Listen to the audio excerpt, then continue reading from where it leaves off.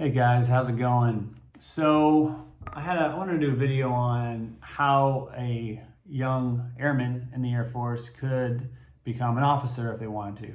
So I'm going to share with you the easiest way that an enlisted airman can become an officer in the Air Force. And this is actually the way I did it as well. So say you're an enlisted airman, you're a young airman first class, senior airman, and you want to become an officer. Well, why would you want to become an officer, you might ask? One of the totally honest answers is pay. Look at the pay chart. Look at what an E1 makes, look at what an O1 makes. Look at what an E2 makes, what an O2 makes. By the time you get to E4 and O4, you're going to be pretty shocked at the amount of pay that they get, especially since you become an O4 after only 4 years commissioned. That is a captain after 4 years of active duty. So you're looking about the same then, the same time frame, and you get paid a lot more. You get more responsibility, you have more authority, more freedom to do what you need to do to get the job done and not have somebody watching over you. So those are the two reasons I would become an officer. That's the honest reasons. The textbook reason is, well, you want to become a leader and you want to lead men and women into battle. But that's not what everybody wants to do. So I just want to be honest with you there. So anyway, I would recommend taking some college courses while you're in active duty, but you don't have to. I did, but you don't want to take too many college courses, because the path that we're going to be going here is through Air Force ROTC. In my case, I was a very average airman back in the day. I came in the late 90s, and I just kind of did my job and I punched out when the time was done. I wasn't staying late, coming early, doing all this extra stuff. I wasn't volunteering for extra stuff. I just wanted to do my job and then have my free time on my own. So I was very much an average airman.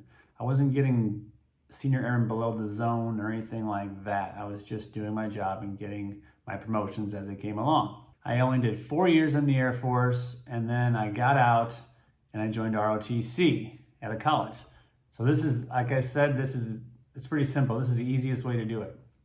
You separate from the Air Force. You could either separate after your commitment is done, or you could do Palace Chase, which is a whole process on its own, where you can get out early and go into the reserves, because that's what I did. I did actually go into the reserves, but I didn't do Palace Chase. I just did my 4 years, I transferred to the reserves, and then I started going to college. Now, when I was going to college, this was a really good deal because I got the GI Bill.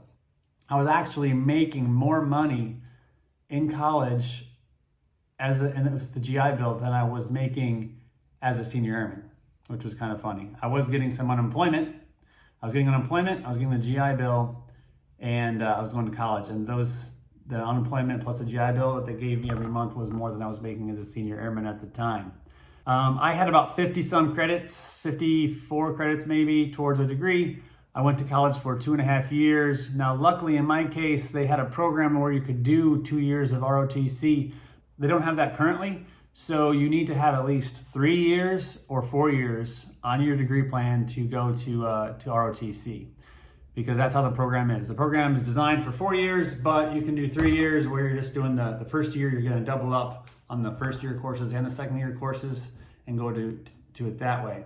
So as a prior enlisted person, you could easily do the 3-year option. So if you got enough credits to become a sophomore in college, that would be perfect, because then you could double up on those classes. After your first year in college, you go to field training, you do your last 2 years, then you commission. And it actually goes really fast, really smooth. And competition-wise, even if you're an average airman in the Air Force like I was, you're still gonna be better than most of the college cadets. I say that from experience, going through ROTC myself, as well as being an ROTC instructor for 5 years. There's just a lot more to be said from someone who's been in the Air Force and done the job. They have a level of maturity that the cadets do not. They are more responsible than the cadets. But I will warn you, the biggest thing you're going to have to be able to do is PT. Air Force ROTC PT is no joke. It's not like your weekly PT in the active duty Air Force, where you go and do some jumping jacks, some push-ups, some flutter kicks, and then you're done for the day. It is pretty intense. So if you can't hang with that sort of PT stuff, it might not be a good option for you, because it's really actually is quite difficult PT-wise in ROTC. But as you know, once you commission, PT kind of goes by the wayside, even though people like to talk about how physically fit we are. So you get out of the Air Force, either your commitment's up or you get Palace chased. You pick a university you want to go to that has a ROTC program. You sign up for ROTC, real easy, just do some paperwork and you're going to be good to go. You just have to get through field training, which if you can make it through basic training, you should have no issue with field training. Although it is a different type of training, you need to actually show leadership and initiative instead of just kind of blending into the background like you do in basic training. So anyway, with that, you can do, for example, I did 4 years in the Air Force. I did 2.5 years in college. So by the time I was I had just turned 25 and I was a second lieutenant and I already had 4 years towards my retirement. So that was pretty good. So I did my first officer job and I went from there. See if I missed anything. It's actually pretty simple. Separate from the Air Force while you still have about 3 years left on your degree to get your degree. Pick a school, join their ROTC program, do better than the rest of those other cadets, get through field training, and then you can commission and become a second lieutenant. And you can become a pilot that way as well if you do want to become a pilot. I just was a regular line officer in the Air Force. I wasn't on the pilot. So other things to mention too, what if you've already taken enough classes to be halfway through your degree?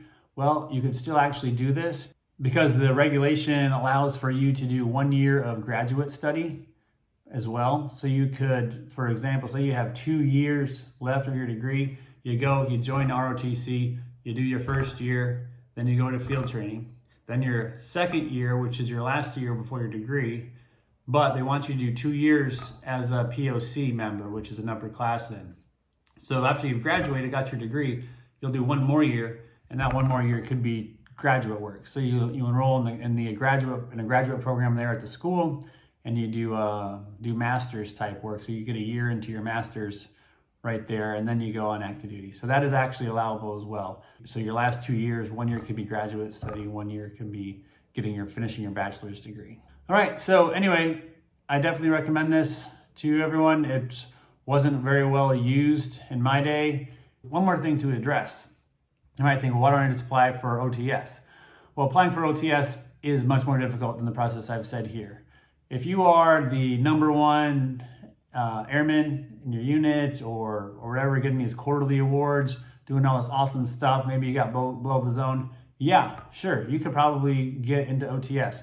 But OTS is such low numbers that the average airman like myself would not be competitive to go to OTS. That's just the truth. So if you're like me and you're kind of like towards the middle of the pack, this is the best route to become an officer. And OTS, you're probably not going to have much success. So, all right. So hopefully I've helped you all out, and I hope you all have a great day. Bye.